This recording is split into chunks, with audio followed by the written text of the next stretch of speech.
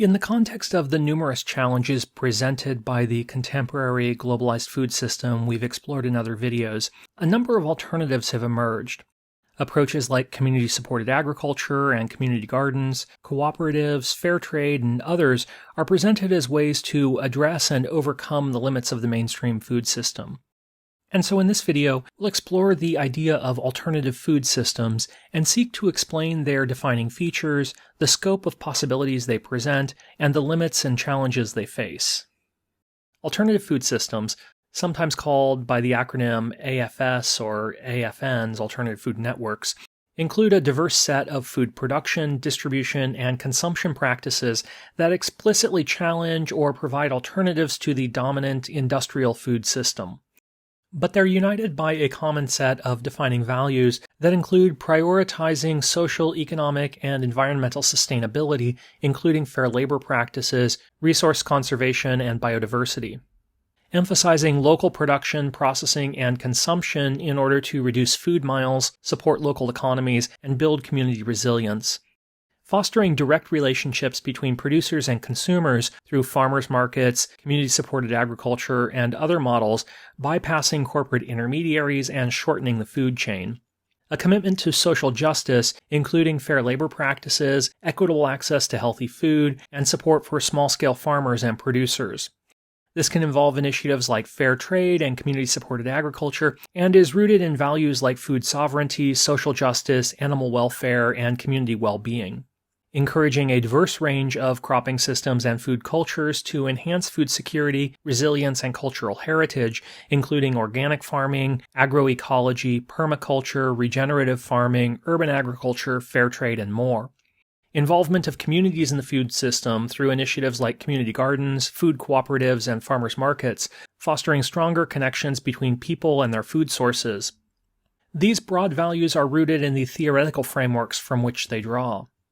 The alternative food system is also driven by critiques of the conventional food system, raising concerns across a variety of fronts. It critiques conventional agriculture's reliance on monoculture, synthetic chemicals, and intensive resource use, leading to soil degradation, water pollution, and loss of biodiversity, and the associated industrialization of agriculture, which negatively impacts the environment, animal welfare, and human health. It also raises concerns about the social inequalities that arise from the industrial food system's exploitation of labor, its facilitation of unequal food access, and its prioritization of profits over the well-being of communities. The movement challenges the power of multinational corporations in shaping food production, distribution, and marketing, advocating for greater transparency and consumer choice. And it critiques the global supply chains and their vulnerability to disruptions, as seen in events like the COVID-19 pandemic, which highlighted the fragility and lack of resilience in conventional food systems. Instead, sustainable approaches to agriculture are seen as a cornerstone of the alternative food movement, emphasizing practices that meet current food needs without compromising the ability of future generations to meet their own needs. This embraces approaches like agroecology, organic farming, and polyculture to maintain ecological health while supporting local economies by keeping food production and consumption within the community and ensuring fair wages and working conditions for farm workers and equitable access to nutritious food for all community members. The alternative food movement also draws on the food sovereignty framework, advocating for the right of communities to define their own food and agricultural systems through processes that ensure inclusive and democratic decision-making involving farmers, consumers, and local stakeholders. This, they argue, directly challenges the corporate control and globalized nature of the conventional food system. And it values traditional knowledge and food practices, preserving cultural heritage through local food systems, while prioritizing local food production and consumption, empowering communities to regain control over their food resources, and reduce dependency on long supply chains. Environmental justice addresses the fair distribution of environmental benefits and burdens, informing the alternative food movement, particularly through its focus on questions of equitable access to healthy food. Most AFNs work directly to combat food deserts and food apartheid, aiming to ensure marginalized communities have access to healthy, affordable food and aligning with environmental justice principles of equitable access to resources and environmental benefits.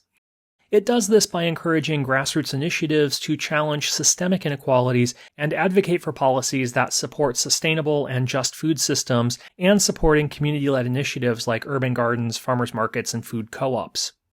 Finally, alternative food movements seek to re-embed economic activities in their broader social, cultural, and environmental context, reversing processes of disembedding we explored in greater detail in another video. AFNs seek to accomplish this by prioritizing direct relationships between producers and consumers, such as through farmers markets, CSAs, and food cooperatives, to build trust and accountability.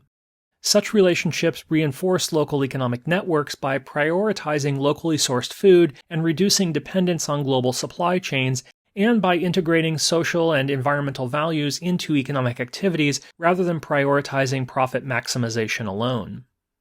By drawing on these diverse theoretical frameworks, the alternative food movement offers a comprehensive critique of the dominant food system while also aiming to provide practical solutions and alternative models. It's a dynamic and evolving movement that continues to shape the discourse on food and agriculture, pushing for a more sustainable, just, and equitable food future. Alternative food movements take a variety of forms, some of which we'll explore in greater detail in other videos, but we'll very briefly outline a few here. Community-supported agriculture, or CSAs, are a model where consumers purchase a share of the farm's harvest in advance. This upfront payment helps farmers cover production costs, and in return, members receive regular boxes of fresh produce throughout the growing season. This model conveys a variety of benefits, including supporting local farmers financially, fostering direct relationships between producers and consumers, and providing members with fresh, seasonal produce. Community gardens are shared plots of land where community members come together to grow their own food. These gardens can be found in urban, suburban, or rural areas and provide a powerful way to build community and promote social interaction, increasing access to fresh produce and enhancing urban green spaces. School gardens are located on school grounds and give students an opportunity to participate in growing fruits, vegetables, and herbs as part of their education. School gardens are frequently used to teach kids hands-on lessons about food, nutrition, science, and the environment, but they can also be used to increase access to fresh produce, and some even serve kids the food they grow as part of their school lunch program. Such programs can also improve student health and build school community. Farmers markets are local venues where farmers and artisans sell their produce and goods directly to consumers. These markets often emphasize locally grown, organic, and seasonal products, supporting local economies, reducing the carbon footprint associated with food transportation, providing fresh and healthy food options, and fostering community connections. Indeed, many farmers markets, like the weekly Saturday market in Arcata, become important community events in their own right. Fair trade is a movement that seeks to ensure farmers and producers in developing countries receive fair prices and wages for their products. Fair trade models are often accompanied by social and environmental standards that aim to provide benefits for the farmers' community as well. Such trade is intended to promote ethical and sustainable production practices, improve the living conditions for producers, and encourage consumers to make socially responsible purchasing decisions. Common fair trade products today include coffee, chocolate, tea, sugar, bananas, and many, many others. Urban agriculture is the practice of cultivating, processing, and distributing food in or around urban areas. This can take a variety of forms, including rooftop gardens, vertical farms, urban farms, and the aforementioned community gardens, and even reclaiming vacant land for farming, a process sometimes referred to as guerrilla gardening. The goal is to increase food access, improve nutrition, create green space, and build community. Finally, food cooperatives are member-owned and operated grocery stores or food buying clubs that emphasize sustainable, local, and fair trade products. Members typically have a say in how the co-op is run and may participate in its operations. Such a model empowers consumers through ownership and democratic governance, supports local producers, provides access to high-quality, ethically sourced food, and often engages in community outreach and education. While alternative food systems offer promising solutions to many of the problems within the dominant food system, they also face a variety of challenges and criticisms. While alternative food systems aim to provide fresh, local, and healthy food, they can sometimes be geographically and economically inaccessible to marginalized communities, and ensuring that these systems are inclusive and accessible to all, regardless of income or location, remains a significant hurdle.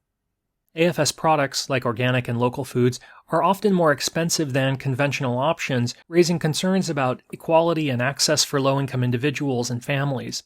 Alternative food system initiatives are thus often concentrated in wealthier or urban areas, leaving those in rural areas or low-income communities with limited access. As a result, some argue that the alternative food movement can perpetuate social inequalities by primarily serving affluent, educated, and predominantly white communities. These higher costs and limited affordability are a function of the higher costs of production associated with sustainable practices on smaller-scale operations. These higher costs means that farmers and producers may struggle to achieve economic viability without charging higher prices, which can limit accessibility for low-income consumers. These costs also reflect the costs of building the infrastructure necessary for alternative food systems.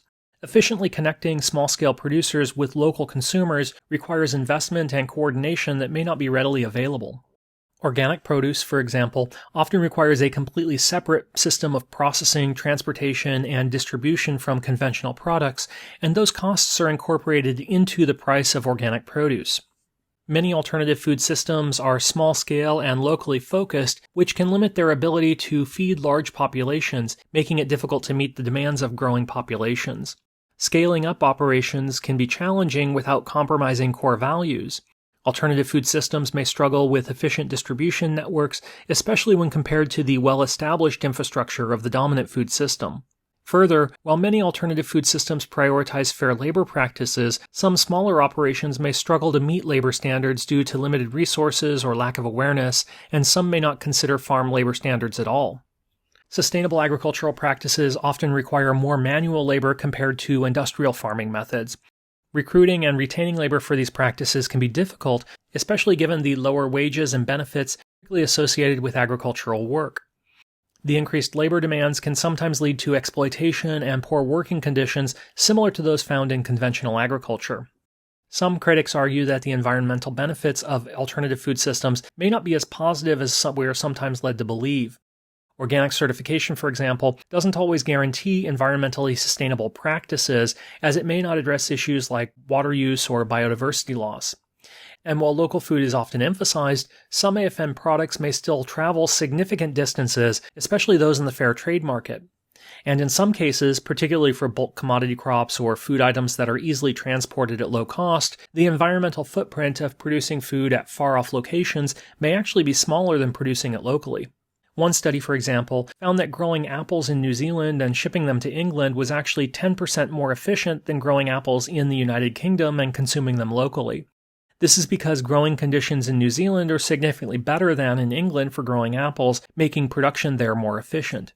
Because alternative food systems rely on local seasonal produce, the variety of available foods throughout the year might be limited, and consumers accustomed to year-round availability of diverse foods from global supply chains may find it challenging to adapt to seasonal eating. Critics point out that this limitation might actually reduce dietary diversity and convenience for consumers, and changing deeply ingrained consumer preferences and habits towards AFN products can be challenging. The abundance of labels, for example, organic, fair trade, local, natural, and so on, can be confusing for consumers, making it difficult for them to make informed choices. And some companies may use language with no precise definition, for example, natural or alternative labels, as a marketing tactic without genuinely adhering to sustainable practices.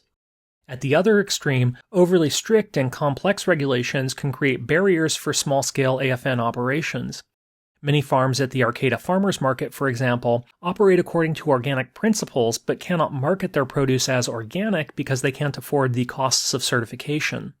Further, AFNs often receive less government support and subsidies compared to conventional food systems, hindering their growth and development. Finally, some critics argue that the AFN movement idealizes small-scale farming and ignores the potential negative impacts while simultaneously overstating their transformative potential. They argue that while AFNs offer alternative models, they may not address the root causes or systemic issues in the food system, like corporate power or global trade policies. Understanding these challenges and criticisms is crucial for fostering a balanced perspective on the role and potential of alternative food systems in creating a more sustainable and equitable food future. It's also important to note that many AFN initiatives are actively working to address these challenges through innovation, advocacy, and collaboration. But that's it for now. Please leave any questions you have in the comments section below, and thanks for watching.